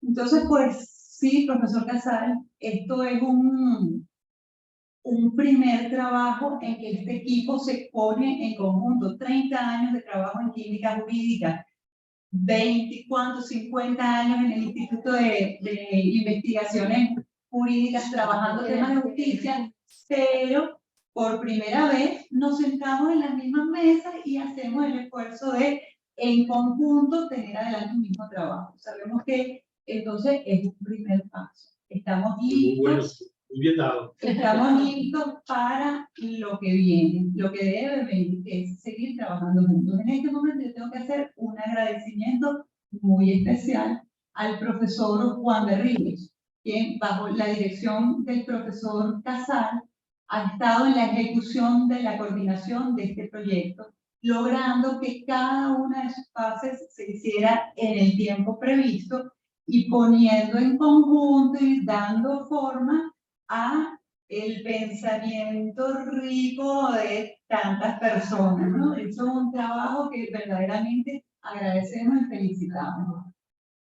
Y bueno, como ya varios de ustedes han dicho, las profesoras me puntualizaron, tenemos parte de la audiencia de este evento vía Zoom, vía virtual. Entonces, en este momento, la palabra es de ustedes como participantes, tanto quienes están en la sala de manera presencial como quienes están conectados, para que tengan la oportunidad de hacer breves intervenciones de no más de 2 minutos y en ellas pueden plantear preguntas que los expositores tendrán a bien responder. Una sugerencia, no sé qué les parece si primero le damos unos 3 minutos a algún integrante del equipo de Guayana, alguna de las profesoras que participaron. Yo veo allí, por ejemplo, está Morelvis. Si ellas quisieran dar también alguna reflexión en este momento sobre qué significó esta experiencia de los grupos vocales allá. Muchísimas gracias al profesor Casal. No sé si por no tener el profesor micrófono, las personas que están conectadas habrán escuchado. ¿Qué me dice? O repítelo tú. Por eso, si hace falta, entonces repito, le vamos a dar la palabra en primer término a quienes están conectados, antes que a quienes están en la sala. Y dentro de los que están conectados, en primer lugar, queremos saber si hay alguna intervención de quienes formaron el equipo de investigación desde UCAP Guayana que quisieran hacer alguna acotación, algunas reflexiones, alguna participación. Un saludo especial a Morelvis. De parte del profesor Casal, un saludo especial a la profesora Morelvis Martínez, que es a quien vemos en la pantalla, la profesora Eumeri Moya. Si tienen comentarios que quieran hacer, este es el momento de abrir sus micrófonos y comunicarse con nosotros. Pregunto acá a la compañera que está llevando el equipo. ¿Hay preguntas escritas? No, no hay. ¿Alguna reacción de las profesoras del equipo de investigación? No. Bueno, bien. Sigue abierta la posibilidad, aunque no sea en este primer momento, entonces nos dirigimos a la sala, los presentes acá, si tienen alguna intervención que hacer, alguna pregunta a los expositores. Buenos días. Igual vamos a pedirles que se acerquen para que quienes están conectados puedan escuchar. Yo voy a estar, voy a estar igualmente tomando el tiempo para que estas intervenciones no pasen de 2 minutos. Elvis, egresado de nuestra casa de cultura. Buenos días. Mi nombre es José Helve, yo soy oriundo del Nura, frontera entre Venezuela y Colombia, en el estado Apure. recién egresado de esta casa de estudios y en busca de oportunidades para ejercer la carrera aquí en esta ciudad de Caracas. Y puntualmente les quería preguntar, ¿consideran ustedes posible que podamos involucrar a los líderes comunitarios como un tipo de acceso a la justicia local comunitaria para la resolución de conflictos vecinales, al menos en las comunidades populares? Y lo segundo era respecto a la situación, a la misma situación que ustedes han planteado, pero en el estado Apure. Por ejemplo, el año pasado asesinaron a 5 jóvenes que no pasaban de 17 años por una presunta violación de una niña de 14 años. Allí no hubo debido proceso. Los asesinaron, los descuartizaron e hicieron de ellos todo lo posible y lo imposible por los grupos irregulares, pero nadie supo, nadie se enteró de dicha situación. Y pues yo creo que esto es un buen paso y les felicito de verdad por esta investigación, y ojalá también pudiésemos llevarla al Nula o a la frontera. Muchísimas gracias. Gracias.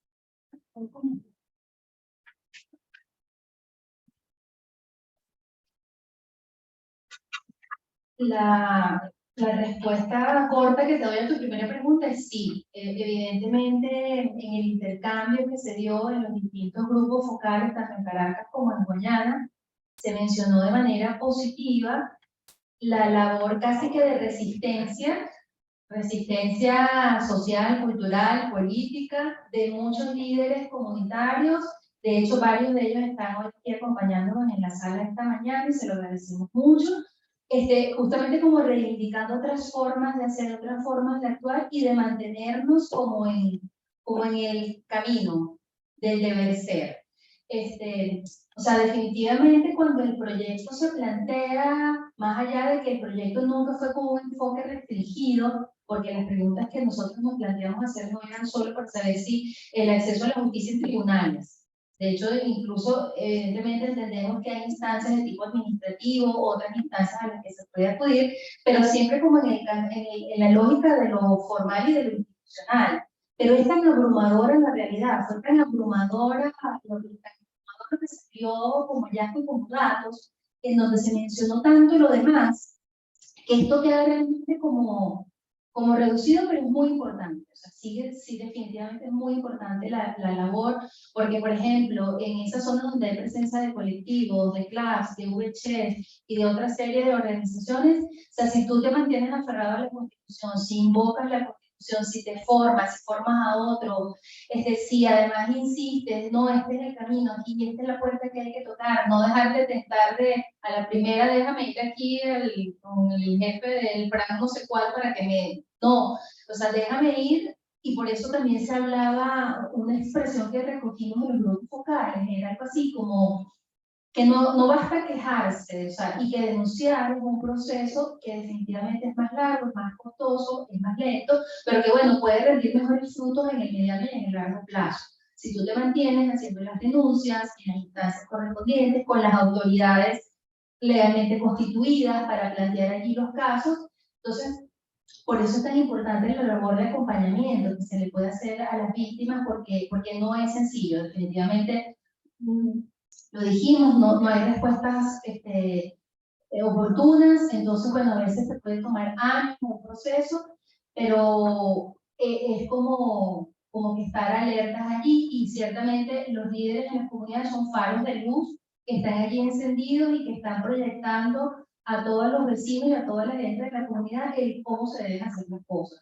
Y bueno, sí, la Constitución, lo que está planteado en la Constitución, lo que dicen los derechos. Es más, cuando la gente de la comunidad va a X instancia y hasta dice el número y comenta que dice la Constitución, o sea, tú como que eres abogado, dices, no soy abogado ni abogada, pero yo me sé mi Constitución, sé lo que dice, sé lo que se debe hacer. Entonces sí son un liderazgo que es constructivo, que es positivo, que hay que fortalecer, que hay que multiplicar y que hay que apoyar para que eso siga dándose, ¿no?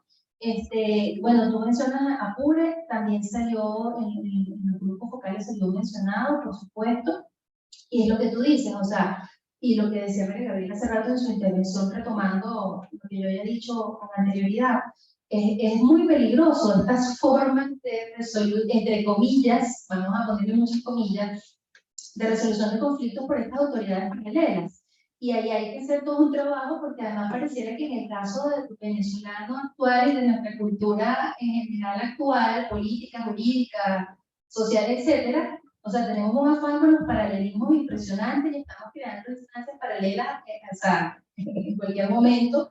Y ahí lo que hacemos es fragmentar, diluir, desconcentrar, pero de una manera que no es apropiada, porque, o sea, la descentralización como fenómeno es válido, está bien, pero se tiene que hacer de cierta forma. No estos fenómenos en donde, bueno, ya cualquiera se plantea como un cacique que está por allí, tú sabes, repartiendo justicia y hechazos como mejor se le ocurre. Entonces, bueno, nada, yo creo que el tema del acceso a la justicia es un mar turbulento, o sea, no es un mar en calma.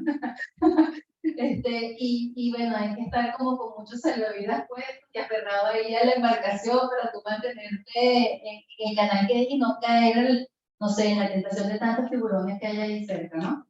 Por si quiere decir algo. Ya lo dije todo. Voy a hacer A ver, ¿alguien más en la sala? Por favor.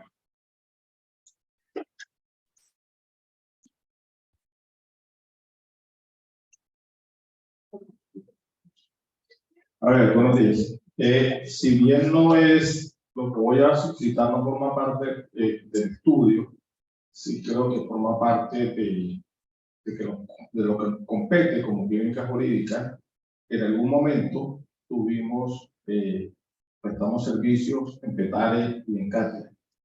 Hemos pensado en si en algún momento podemos retomar ese servicio de clínica jurídica en esos espacios.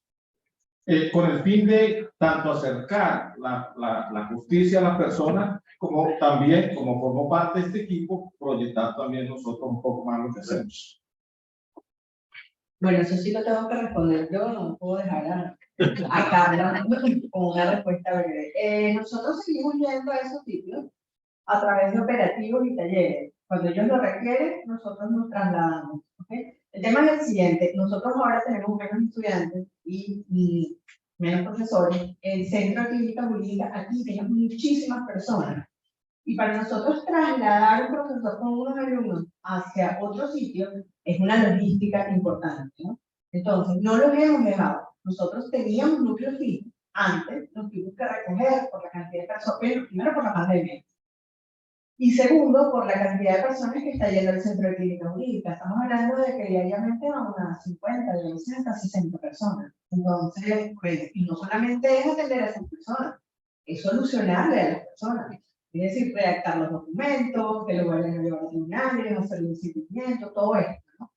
Entonces, ¿qué es lo que hacemos? Cuando alguien de allá requiere de nuestra ayuda, bueno, nosotros nos trasladamos y le prestamos el servicio, pero tipo operativo y taller.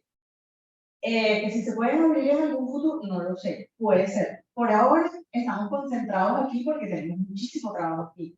Entonces, la forma de ayudar es igual cuando vamos al Paraíso, o vamos a la Cotarra 105, o vamos a La Vega. O sea, lo hacemos exactamente igual si es en Petare, o es en Baruta, o en otro lugar del área metropolitana de Caracas. Tipo taller y operativo. Gracias.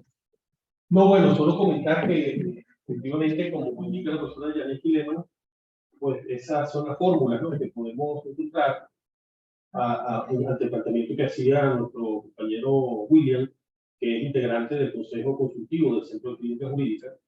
Y tal vez lo que pudiéramos pensar como complemento es el diálogo consultivo de este tipo, ver qué otras modalidades pudiéramos hallar, ¿no? Considerando que sí, el número de estudiantes es menor, un poquito también se ha reducido el número de profesores, pero podemos pensar con qué fórmula podemos hallar y tal vez si a ustedes les interesa organizar otro operativo en los meses que están por venir. Es decir, que sería muy interesante buscar esa fórmula de diálogo con ustedes, ¿no? Gracias. ¿Tenemos otra intervención?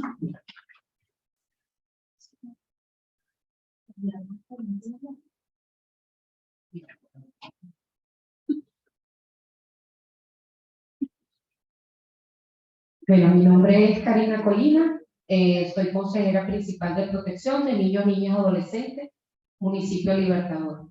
Bueno, ya estoy en transición de retiro por cuestiones no de vocación, sino del Estado. Problemáticas. Muchísimas gracias por la oportunidad, gracias por la invitación. Tengo muchos planteamientos, tengo mucha información para interactuar con ustedes, con su casa de estudio. Yo soy abogado, tengo 20 y tantos años de graduado, no en su alma mater, en su escuela, sino en la Santa María. Uno de los planteamientos que siempre me he preguntado un consejero de protección, el requisito sine qua non tiene que ser abogado. ¿Por qué? Porque nosotros tenemos acciones judiciales ante los tribunales y el Estado no nos apoya. Está el síndico procurador, que es de parte de la alcaldía, que es la ayuda jurídica que nos presta, o ese debería ser nuestro apoyo. Sin embargo, los síndicos procuradores no tienen los conocimientos legales de lo que es la LOCNA para nosotros tener ese punto de apoyo. Nosotros tenemos que ir a los tribunales, defendernos nosotros, todas las medidas de protección que nosotros dictemos o que tengamos esa acción judicial o una acción de disconformidad en contra de la medida de protección. También tenemos otra problemática, que es el factor tiempo, porque allí se está viendo es cantidad más no calidad. Tenemos mucho volumen para la poca o el poco personal y la poca preparación. Uno de los requisitos para ser consejero principal de protección tiene que ser bachiller. O sea, no están pidiendo ningún estudio superior o un técnico superior. Para mí eso es grave. ¿Por qué? Porque nosotros trabajamos y aplicamos la justicia. Pues somos los mal llamados jueces dentro del municipio. Nosotros dictamos medidas de carácter inmediato y es grave que una persona no tenga ni siquiera el mínimo conocimiento de lo que es una ley o una constitución o un código de procedimiento. Eso es gravísimo, gravísimo. Un consejero de protección no solamente tiene que básicos de ley, sino que también tiene que tener una estabilidad emocional para poder impartir o administrar la justicia. Porque nosotros nos crearon para descongestionar los tribunales de protección. Entonces, es importantísimo que un consejero de protección tenga una formación de educación superior. ¿Por qué? Porque no podemos darle ni derivar a un consejo comunal a una persona que no tenga la preparación y los conocimientos. Porque estamos hablando de una persona que está, o le hacemos el procedimiento como tal, le estamos privando y estamos cambiando vidas, porque estamos trasladando un niño o un adolescente a una entidad de atención, a una familia sustituta, a una colocación familiar. Y es importantísimo tener conocimiento y todo lo que conlleva. Otra situación que también le quería plantear a ustedes es que nosotros tenemos un vacío en cuanto a los pacientes psiquiátricos, niños, niñas, adolescentes. Tenemos esa problemática gravísima. Los pacientes psiquiátricos, no solamente, sino también las mujeres, porque nosotros abarcamos y deberíamos de ser consejeros de protección de la familia, algo integral. ¿Por qué? Porque nosotros no nos podemos limitar nada más a los niños, niñas, adolescentes. Si el entorno familiar no está bien y las mamás o las mujeres no están bien, por consecuencia, los niños, niñas, adolescentes tampoco van a tener una estabilidad dentro de un hogar. Entonces, hay una problemática y que eso, por favor, para que ustedes lo tomen en cuenta, es en cuanto a los pacientes psiquiátricos. Lo único que ahorita dan los centros, tanto públicos como privados, porque los privados se cuidan, pues nosotros no podemos dictar una medida de internación a un centro hospitalario, tanto público como privado. ¿Por qué? Porque no podemos correr el riesgo y no estamos regularizados en cuanto a dar una orden para mezclar la población de adultos con niños, niñas, adolescentes en condición o pacientes psiquiátricos.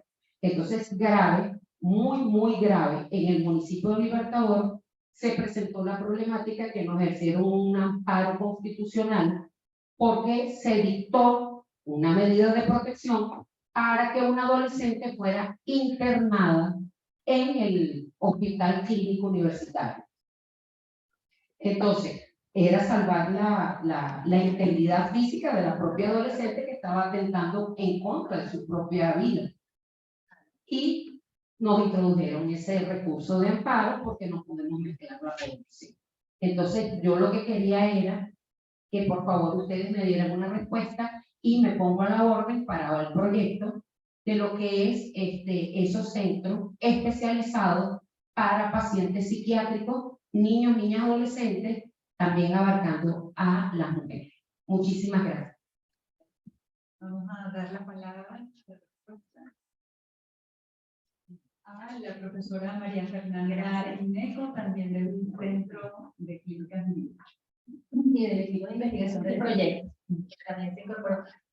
Yo lo que diría brevemente antes de que María Fernanda haga algunos comentarios quizás con más énfasis en lo legal, es que claro, como dijo María Gabriela, o sea, el proyecto por supuesto da para seguir alimentando esta línea de investigación, porque en realidad el acceso a la justicia es una línea de investigación en la que ya tenemos varios trabajos, varias publicaciones, pero digamos que en términos de hallazgos, ese tema no salió en los grupos focales. O sea, aplicando la técnica a las personas que respondieron a la convocatoria, en esa dinámica que se generó allí, directamente ese tema no salió, pero sí sabemos que es un tema súper importante. Nosotros en la Red por los Derechos Humanos de Niños, Niñas y Adolescentes, que somos cercanos a SECODAP y al Servicio de Atención Psicológica, sabemos que el tema de salud mental está absolutamente descuidado en este país, de eso se habla. Bueno, la salud normal está muy grave, imaginémonos la salud mental, suena como una cosa exquisita, ¿no? O sea, si las fracturas y las enfermedades crónicas y las vacunas y un montón de cosas no las estamos haciendo bien, de manera apropiada, entonces, bueno, la salud mental queda como una cosa que tú sabes, ¿no? Qué exigente, ¿cómo se les ocurre ponerse a pensar, a exigir y demandarnos que atendamos esto? Entonces, sabemos que ya hay una deuda, sabemos que en niños, niñas, adolescentes es mucho lo que tenemos que trabajar, porque bueno, además hemos sido sometidos, fíjense que creo que no hemos usado la expresión, pero el proyecto por supuesto sabe que estamos en un contexto de emergencia humanitaria compleja que persiste, que eso no ha cesado, que las causas de esa emergencia humanitaria están allí. Entonces han ocurrido tantas cosas en relativamente corto tiempo, migración forzada, o sea, distintas formas de explotación humana, las familias desmembradas, niños que se han quedado solos, bueno, el tema de la ideación suicida que se ha disparado, el tema del abuso sexual infantil con énfasis en niñas, o sea, hay muchísimas situaciones que sabemos que tienen un impacto, una repercusión en salud mental y eso no se está atendiendo. O sea, ahí el Servicio de Atención Psicológica de SECODAP varias veces ha hecho el pronunciamiento cuando presenta sus informes, pero bueno, en todo caso, en estos grupos focales eso no emergió como tema de conversación, pero no dudamos que podamos articularnos, conectarnos y ponernos a trabajar en eso porque hay interés.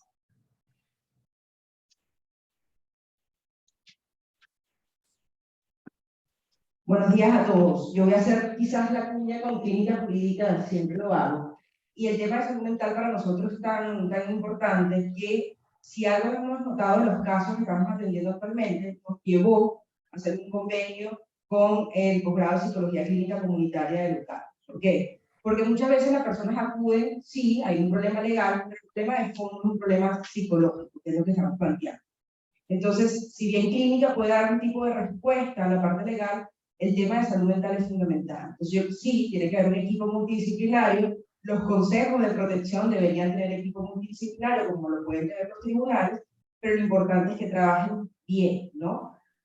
Un tema que se discutió también en los grupos focales, que creo que hemos pasado por alto, es que tenemos unos problemas estructurales muy complicados, muy acentuados. Entonces, sí, hay leyes, o hay muchas leyes, pero el tema de las instituciones es complicado. cómo están actuando, cómo están funcionando. El tema de la empatía, si bien de los funcionarios para las personas, yo creo que tenemos que ponernos también en los zapatos de los funcionarios.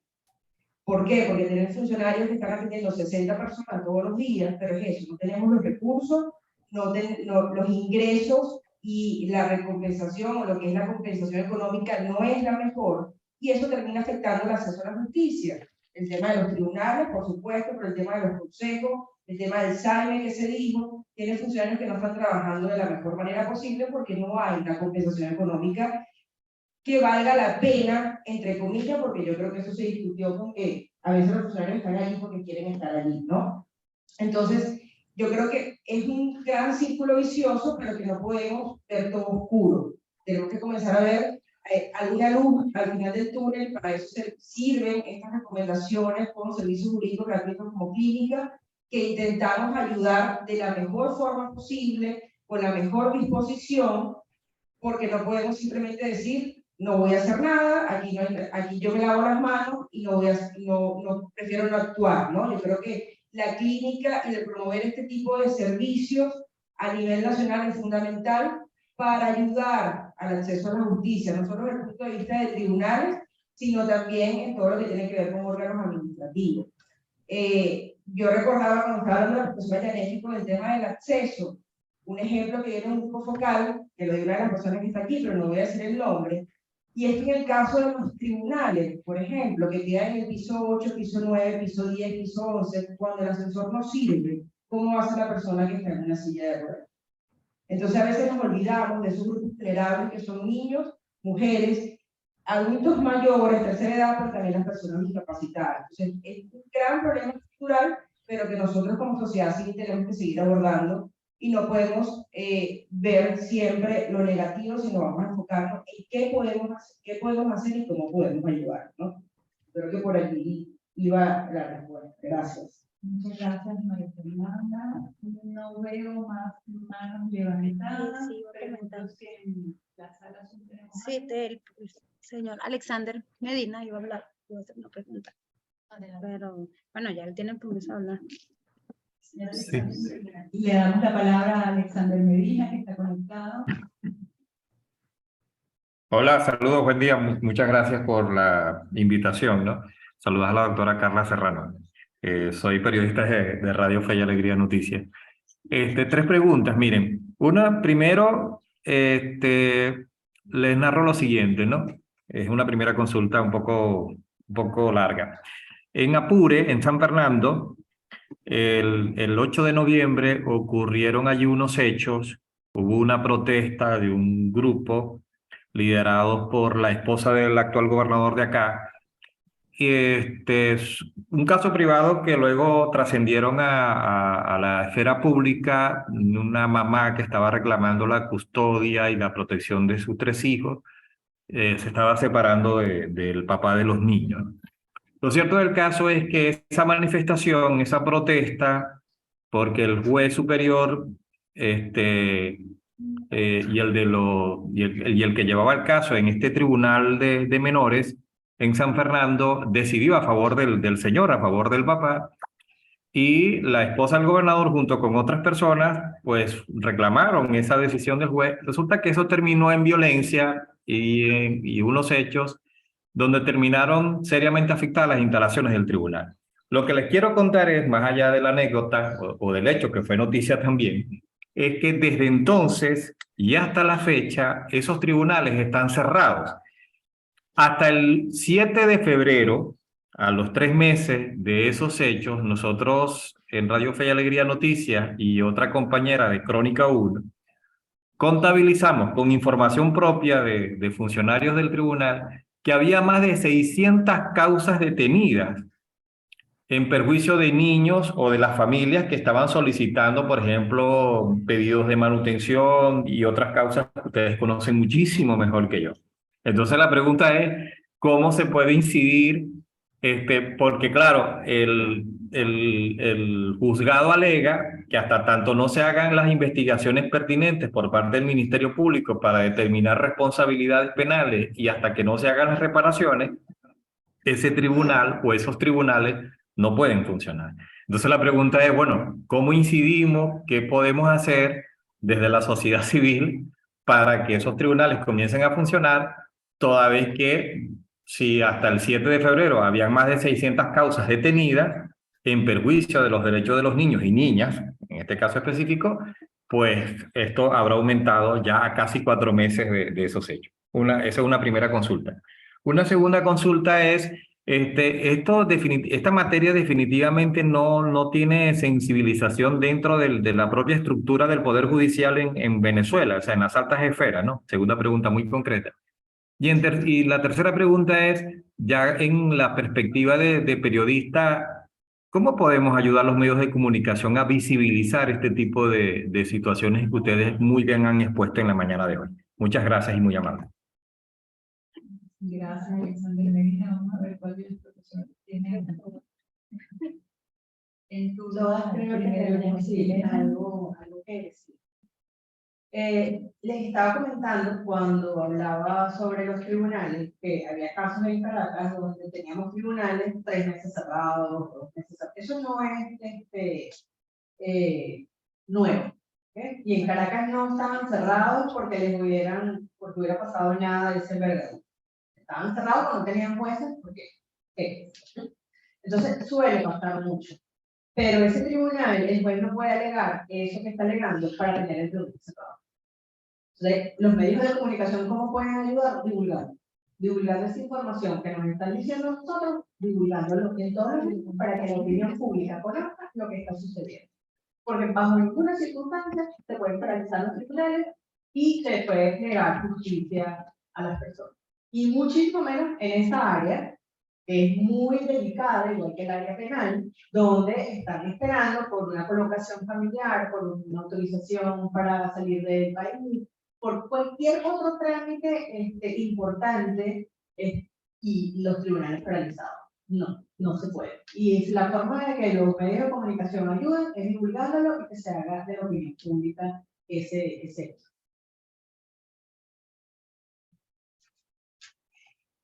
Bueno, yo me voy a referir a la primera pregunta. ¿Qué pudiéramos hacer? El camino lógico del abogado diría, vamos a la dirección ejecutiva de la magistratura si tenemos un tribunal que no está, o un conjunto de tribunales que no están dando despacho, como se pudiera decir. Porque digo el camino lógico porque no sé cuál va a ser la respuesta. Yo no sé si la respuesta va a ser positiva, la respuesta va a ser negativa, pero lo que uno pudiera pensar es, vamos a acudir a la dirección ejecutiva de la magistratura del Estado, ¿no? Es lo que pudiéramos, a donde pudiéramos apuntar, si tuviésemos la profesora Campaña aquí, estuviésemos hablando de hacer un cabildeo y un lobby ante la dirección ejecutiva de la magistratura para impulsar la apertura de esos tribunales que a todas luces a uno le va a parecer una locura que tengan tantos meses cerrados, tantas causas paralizadas, por lo que implica la violación de los derechos de los niños, niñas y adolescentes, que al final del día son derechos humanos y a veces se nos olvida esa parte de la doctrina de la protección integral, ¿no? La segunda pregunta creo que iba sobre los altos cargos del gobierno, ¿no? Yo creo que una de las experiencias o de las conclusiones de la investigación es que esto forma parte de una política del Estado, ¿no? De vamos a crear todo un Estado paralelo y a ellos les interesa o puede interesar esta anarquía que estamos viviendo en el acceso a la justicia y en el resto de los órganos del poder público. Esa es la parte más difícil para lograr una incidencia, pero yo creo que, de nuevo, apunta a la sociedad civil, por eso es que la sociedad civil, y tenemos unas leyes que lo que hacen es restringir la actuación, porque sabemos que podemos crear un cambio. Entonces, ¿por qué no hay una sensibilidad en las altas esferas del gobierno, para no hablar de Estado, del gobierno? Bueno, porque forma parte de lo que es la política y de lo que ellos quieren que reine, ¿no? Si no es así, no tuviésemos todas estas leyes en el Estado comunal que ya tenemos. Alexander, te mando saludos. Mira que nos lanzaste por las preguntas súper difíciles, ¿oíste? Pero yo agregaría aquí, yo como socióloga, los colegios de abogados. Yo sé que hay investigaciones que hemos hecho en donde también ha quedado en evidencia la fragilidad y la debilidad de los colegios de abogados en el país, pero bueno, un grupo de abogados en el estado Apure deberían organizarse para justamente hacer esta mezcla de acciones que son legales y sociojurídicas porque ese cabildeo, levantar la voz, llamar la atención, eso hay que hacerlo. O sea, son estrategias que tienen que como combinar distintos elementos, distintos enfoques para intentar lograr algún resultado, ¿no? Entonces creo que los abogados que deben estar así, como colegas de abogados, también tendrían que como pronunciarse, porque además eso, o sea, pasaron 4 meses, pero nos descuidamos, llegan las Navidades y entonces ya tuvimos un año sin que estuviesen funcionando, y así es como poco a poco toda la fragilidad del país lo demuestra, ¿no? La fragilidad institucional que nadie lo echa de menos. O sea, ya al final como que, bueno, ya no están abiertos, ¿qué más da? Nosotros seguimos resolviendo por otro lado, ¿no? Y ese es el peligro del día a día. Todos los días ocurren cosas como esta y 4 más que ponen al acceso a la justicia, lo suben al ring y tiene que dar pelea, tiene que dar pelea. Bueno, muchísimas gracias a las profesoras por las respuestas. Preguntaríamos si hay alguna intervención de línea. Vemos que no hay manos levantadas acá, pero ya advirtiendo que estamos sobre las 2 horas desde que iniciamos el evento y por lo tanto estamos ya en momento de cierre. Antes del cierre, preguntaría al profesor Juan Berrío si quiere apuntar algún comentario adicional. ¿Estamos bien? Bueno.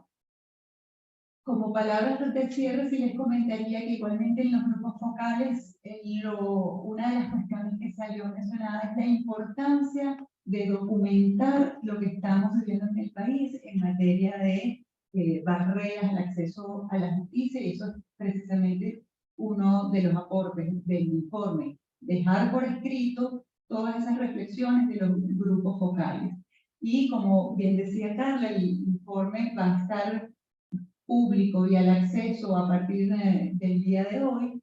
Mi recomendación que vayan a la parte inicial de ese informe, donde se recoge, como decía el profesor Casal, una visión de contexto del problema a través de la mirada de distintos mecanismos de protección internacional de los derechos. Entonces, es muy importante ver ese resumen, cómo están viendo las organizaciones internacionales, estas falencias, y precisamente fue una recomendación específica, dar a conocer a la mayor parte de la gente esos problemas puntuales de la manera en que están siendo reflejados, y la recomendación de que lo ubiquen en la parte inicial. Me piden que refiera, hay una mano levantada. ¿Tenemos? Sí. Eumelis Moya, por favor, la palabra para Eumelis Moya. Hola a todos, buenos días. Adelante, Eumelis, buenos días. Fíjate, ya para cerrar, lamento no haber podido participar antes por temas de conexión, pero para cerrar y entendiendo las preocupaciones a razón de las dinámicas de preguntas que están realizando en el foro, valido muchísimo la pertinencia y la importancia de este tipo de trabajos, y que no solo se concentre en Caracas, porque Caracas tiene sus particularidades, a diferencia, o como también las pueden tener otros estados del país. Han mencionado muchísimo Apure, que tiene unas características sociogeográficas propias, tan propias como las tiene el estado Bolívar. Y cuando la profe Yamili dice que el tema de los medios de comunicación, sí, creo que tanto abogados como comunicadores sociales han cedido sus espacios naturales y han permitido que la vocería, esa transmisión de conocimientos desde un punto de vista rudimentario, sin el conocimiento técnico y cierto de lo que implican algunas afirmaciones, han contribuido con la distorsión de la percepción y del funcionamiento de los órganos de justicia.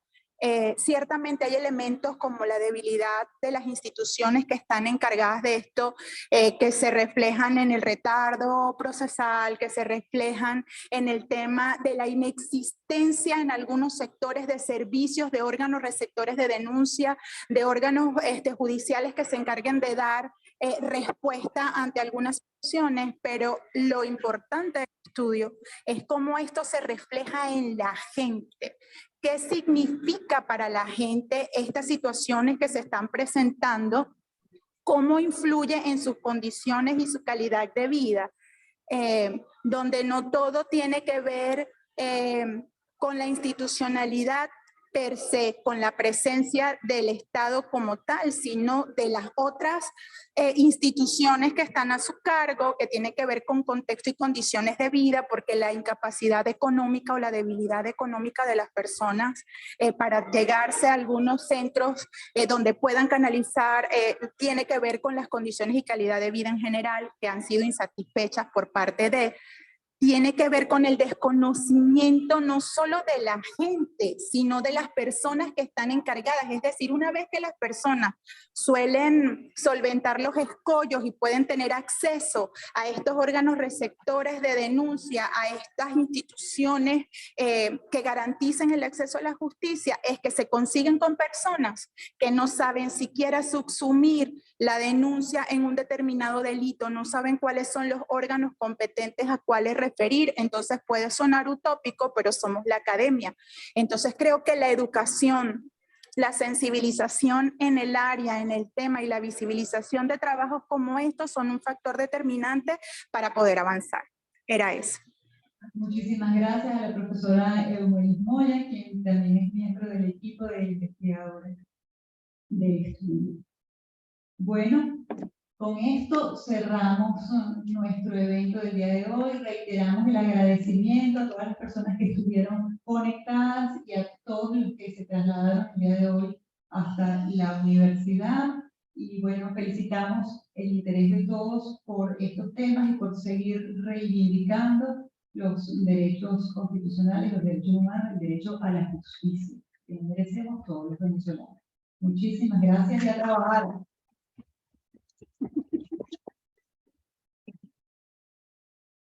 Nos informa el profesor Juan de Ríos que tenemos un refrigerio disponible para que agarremos para ese trabajo. Gracias. Excelente.